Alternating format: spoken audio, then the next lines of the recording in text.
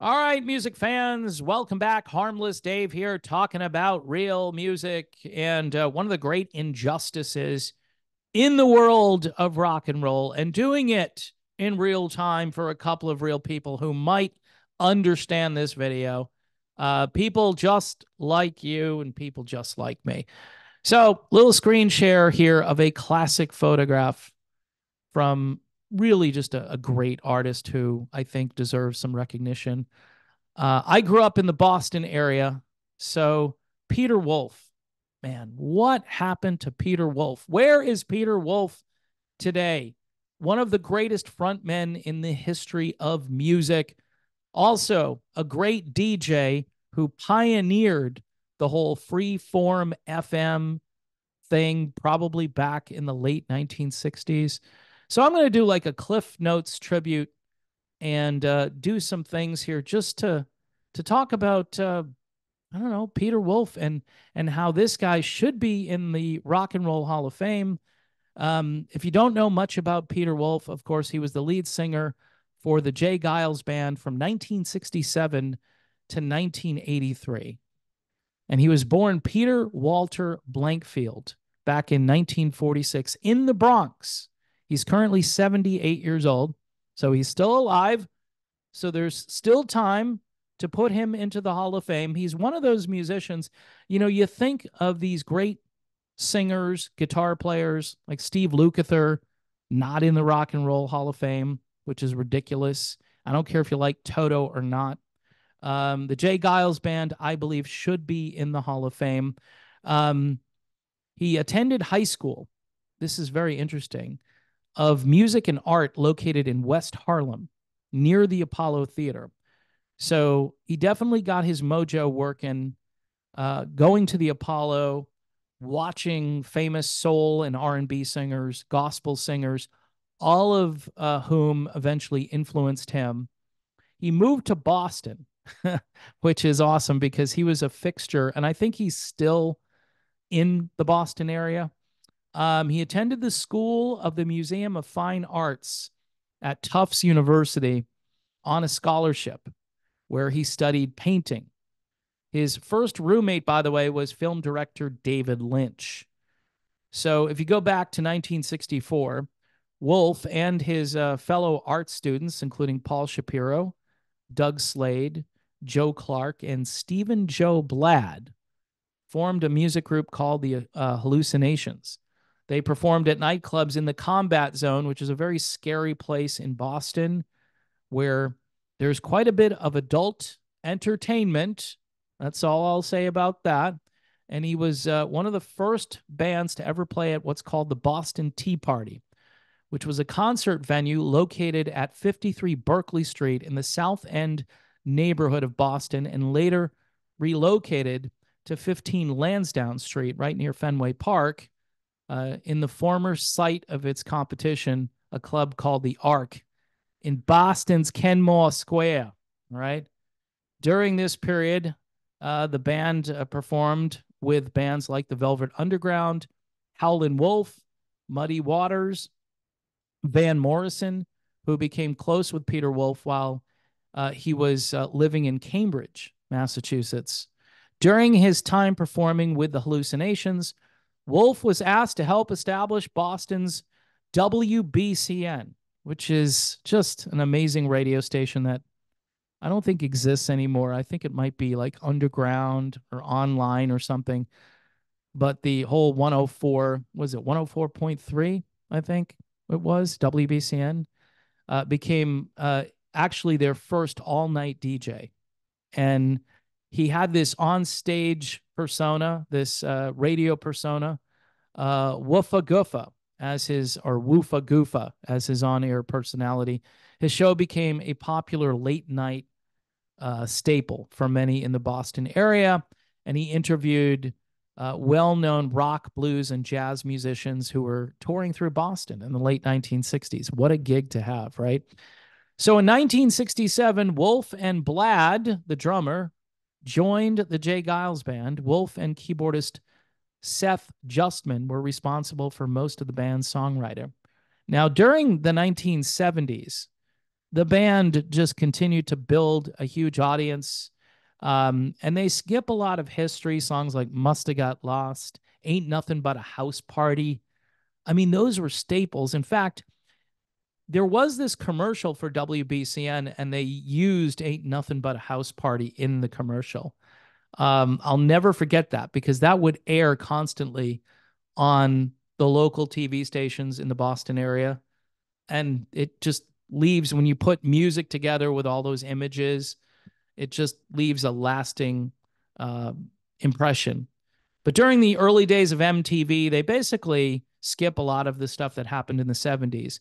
Um, the Jay Giles Band enjoyed heavy airplay for Centerfold and Love Stinks. They toured radio stations around the country promoting their album. They also were on tour with the Rolling Stones at one point. And after Freeze Frame, their biggest album, the other band members wanted to take the band in a new pop direction musically because they had struck gold with kind of a revamped version of themselves, but they still kind of retained some of that original blues and R&B flavor. But I'm thinking that Seth Justman, the keyboardist, wanted to go in a different direction. And they actually asked Peter Wolf to leave the band, which is one of the dumbest breakups, other than the Police just leaving when they're at the top of their game. The Jay Giles Band breaking up was just ridiculous.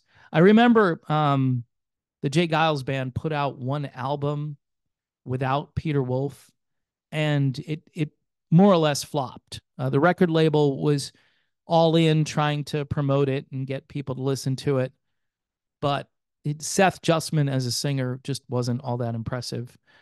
It was okay. They had a song called Concealed Weapons, which was kind of a goofy song. And it did okay, but that was the end. After that, the Jay Giles Band pretty much stopped recording music. In the ensuing years, since he left the Jay Giles Band, they've been nominated 5 times for the Rock and Roll Hall of Fame. Peter Wolf, though, went out and had a solo career. He put out Lights Out in 1984.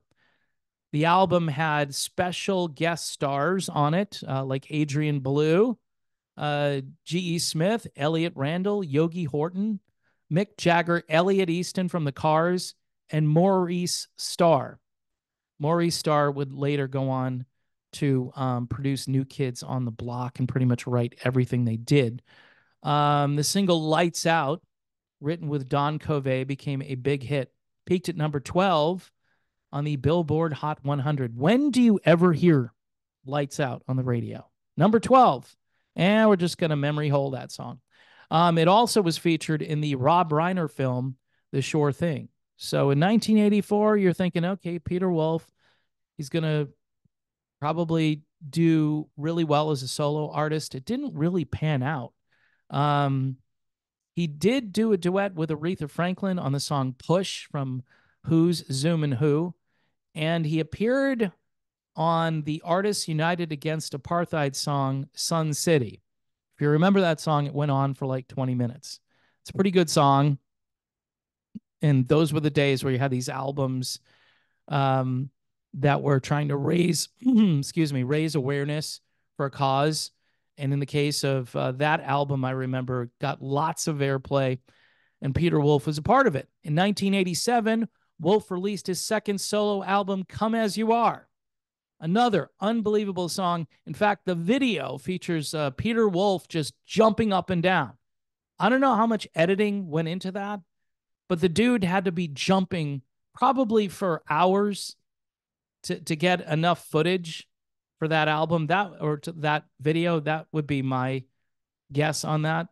A later single, Can't Get Started, also received radio airplay, but Come As You Are went to number 1 on the mainstream rock chart. I remember being there playing it. In 1996, his album Long Line received 4 stars from Rolling Stone. Sleepless in 2002 featured guest appearances from Mick Jagger and Keith Richards and was highly praised by Rolling Stone as one of the 500 greatest albums of all time. Yet Peter Wolf is not in the Rock and Roll Hall of Fame. Wolf's 2010 album, Midnight Souvenirs, won Album of the Year at the Boston Music Awards. On the album, Wolf performed duets with Shelby Lynne, Nico Case, and Merle Haggard. His 8th solo album, A Cure for Loneliness, came out in 2016 with not that much fanfare. He did a few interviews. I watched all of those interviews. I was hoping he would go out there and do a full-fledged tour. For many years prior to the passing of Jay Giles was the guitarist for the Jay Giles Band. There had always been talk about a full-blown reunion. How you kick one of the greatest singers, greatest frontmen out of a rock band to go in a different musical direction after you had just struck gold. And then, you could certainly use all of those 80s production gimmicks, because that's what Peter Wolf did on his solo stuff. To do that is just kind of stupid and mind-blowing, right? But that's what happened. And I'm pretty sure if they didn't kick Wolf out and they had survived the 80s, I think they would be in the Rock and Roll Hall of Fame for sure. They should still be in, because they tend to omit all of the great music from the 70s. They had a greatest hits album from the 70s, had bowling pins on it, because I used to have the vinyl, the LP. By the way, Peter Wolf, to add insult to injury, Peter Wolf has inducted Jackie Wilson and the Paul Butterfield Blues Band into the Rock and Roll Hall of Fame.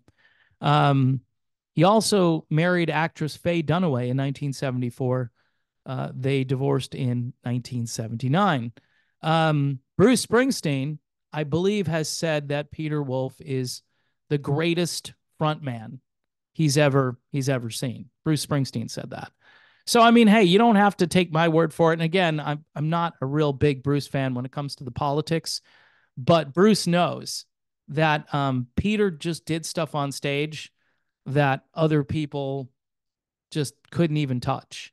He would make up words, and the words he would make up, it's kind of like Peter was speaking in tongues before it was popular, without the religious nonsense attached to it. Words that had no meaning, but these words were really cool. And what's that song with Rapunzel and the hair and all that stuff? Might have been the introduction to Must Have Got Lost. But that was a classic thing on Boston radio. And it's gone. It's gone. These kinds of things aren't coming back. And I guess we have our memories. It would be cool if they had, I don't know, like an air check tape for the entire day, 1979 or something, from WBCN, like the entire day. Like you could just listen to it. Nobody thought to record this stuff and even put the commercials in there, put all of the advertising in it, put all of the weather reports and what's going on in sports. I mean, that kind of nostalgia you just cannot find anywhere. And just to wrap this up, I mean, if you can't put Peter Wolf into the Rock and Roll Hall of Fame, then you're not really a worthy institution. Just not. I mean, of all the things I can think of, and there are many of them, there are many bands that deserve to be in there, but this guy was loved not only by the people, but the music critics. So you actually had agreement between the snobby writers over at Rolling Stone and other places with the people who were able to go out and see Peter Wolf perform. I never had that opportunity to see the Jay Giles Band or Peter Wolf perform live. But again, ask Steven Tyler and ask Bruce Springsteen who the best frontman is, and they're going to point to Peter Wolf. Just a genius, a little messed up for a number of years, but I think he really got the train back on the tracks. All of these guys had substance abuse issues and, probably some mental health problems to go along with it. But Peter Wolf, if you listen to that album from 2016, he's still there. He's still got the voice. He's still got the swagger. and it's just dumb that he's not in the Rock and Roll Hall of Fame. So anyway, if you wanted to know what happened to Peter Wolf and the Jay Giles Band, there you go. I gave you kind of the Cliff Notes version of it. They should probably make a documentary on the Jay Giles Band, a movie about their career, especially that breakup, because that breakup was so ridiculous.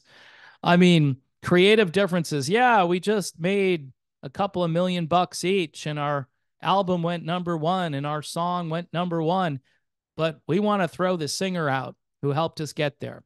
Okay, good job, guys. Anyway, folks, thanks for watching the channel. Don't forget to subscribe to the channel, and please check out Modern Retro Radio. That's the kind of radio station, by the way, if Peter Wolf came out with new material, you'd hear it over there. 78 years old. I'm not sure how much longer, we have these people who have done so much great work throughout the years. But this guy should get into the Hall of Fame before it's too late. That's my humble opinion. Thanks for watching, and I will see you soon.